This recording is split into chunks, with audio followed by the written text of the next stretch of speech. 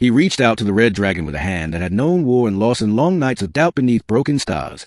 The battlefield was silent now except for the distant crackle of burning engines and the whisper of ash drifting across the shattered valley. Above him the sky glowed the color of dying embers, and before him towered the ancient creature whose scales burned like living rubies beneath the smoke-choked heavens. Men had run when they saw her wings unfold against the horizon, and machines had failed when her shadow passed over their steel frames. Cities had fallen in a single breath of a flame, and armies had scattered like frightened birds before the roar of her fury. Yet he did not run, and he did not raise his weapon, and he did not shout defiance into the wind. He simply stepped forward with slow measured breaths and extended his bare hand toward the creature that legends call the End of Kingdoms.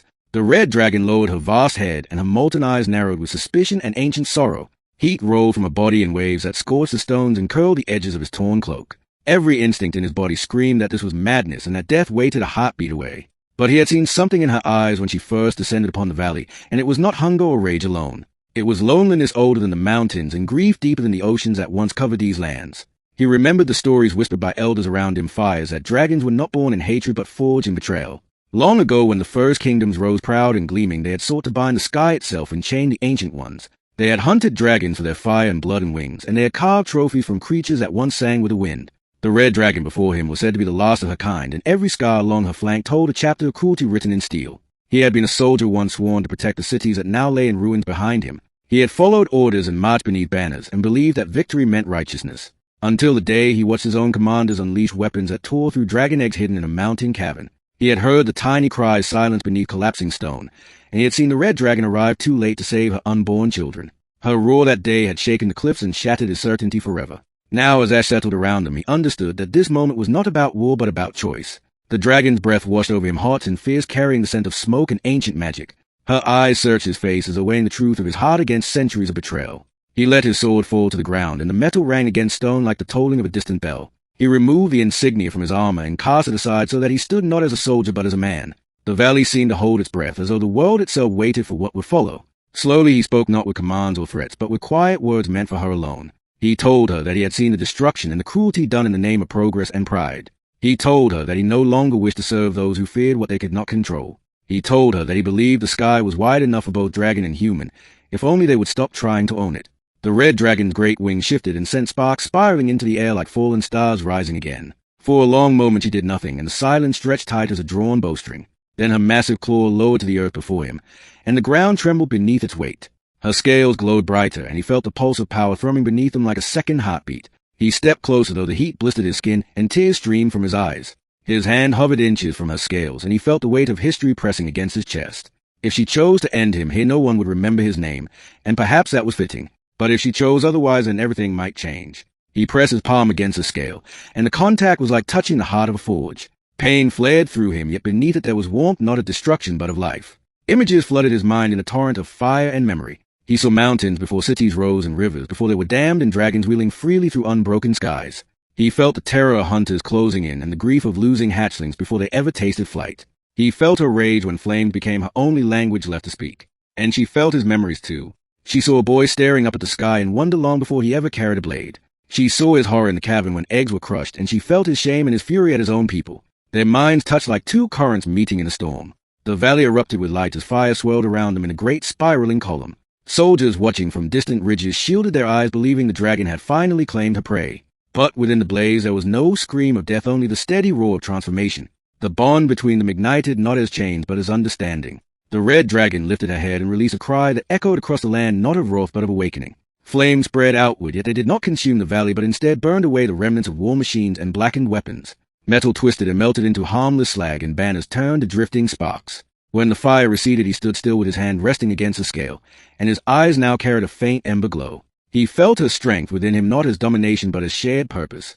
The soldiers who had gathered below dropped their weapons in awe and fear. They had expected annihilation, and instead they witnessed communion. The dragon's wings unfurled and cast a vast shadow, yet it felt protective rather than threatening. He turned to face the watching armies and raised his voice, carrying the resonance of dragon fire. He declared that the age of conquest had ended, and that the sky would no longer be claimed by fear. Some scoffed and some trembled, and some wept at the sight of their enemies standing beside the creature they had cursed. Yet none dared attack, for the memory of what dragon flame could do still burned fresh in their minds. The red dragon lowered himself so that he could climb upon her back. He hesitated only a moment before gripping the ridge of her scale and pulling himself upward. The heat no longer seared him, for the bond shielded him from harm. With a powerful sweep of her wings, they rose into the smoke-stained sky. The wind rushed past him, carrying the scent of freedom and ash and possibility. Below, the valley shrank, and the scattered armies looked like fragments of a broken past. They flew toward the mountains, where the cavern of shattered eggs still lay in silence. When they landed before its entrance, the dragon released a low, mournful rumble. He dismounted and walked beside her into the shadowed chamber where stone and memory intertwined. The remnants of broken shells lay scattered like forgotten hopes. He knelt and placed his hands upon the cold fragments and closed his eyes. Through their bond, he felt her sorrow and she felt his resolve. He spoke softly, promising that this place would no longer be a tomb but a beginning. The red dragon exhaled a stream of fire, not to destroy but to warm the cavern walls. From the depths of her being, she summoned embers of life preserved through ancient magic. Tiny glowing sparks gathered above the broken shells and began to coalesce. He watched in wonder as new eggs formed from light and flame, shaped by grief and hope intertwined. The cavern filled with warmth that felt like sunrise after endless night. Outside, the world still trembled, uncertain of what had just begun. Rumors spread faster than wildfire that a human had touched the red dragon and lived. Some called him traitor, and some called him savior, and some simply called him mad. But in the mountains, a different future was taking shape. Days turned to weeks as he remained by the dragon's side, learning the language of fire and wind. He helped gather stone and crystal to shield the new eggs, and he stood guard when hunters crept too close.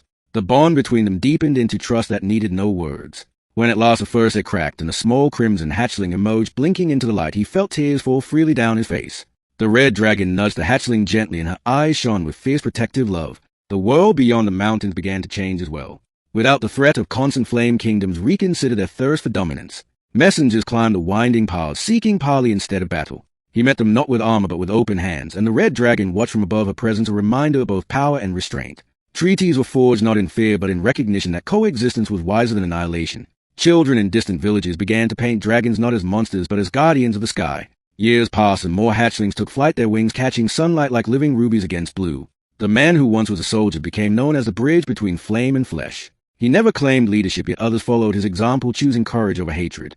The red dragon soared beside him through seasons of rebuilding and renewal. Together they watched forests regrow where war had scorched the earth. Together they listened to laughter return to towns that once echoed with screams. He grew older as humans do, and lines etched his face like maps of experience. The dragon remained radiant and eternal, yet her gaze softened each time she looked upon him. On a quiet evening beneath a sky painted in gold, he once again reached out his hand to her. This time not in uncertainty but in gratitude. Her massive head lowered and their foreheads touched gently. He felt the steady warmth of her spirit and knew that the choice he made on that ash-covered day had reshaped the course of history. When his final breath came years later, it was beneath the open sky with dragons wheeling above in silent vigil. The red dragon carried him one last time upon her back, soaring higher than he had ever flown. She laid him to rest upon a mountain peak where sunrise first kissed the land. And as dawn broke, she released a plume of fire into the heavens, not of destruction but of remembrance. From that day forward, whenever people saw a streak of crimson blaze across the sky, they remembered the man who reached out instead of striking.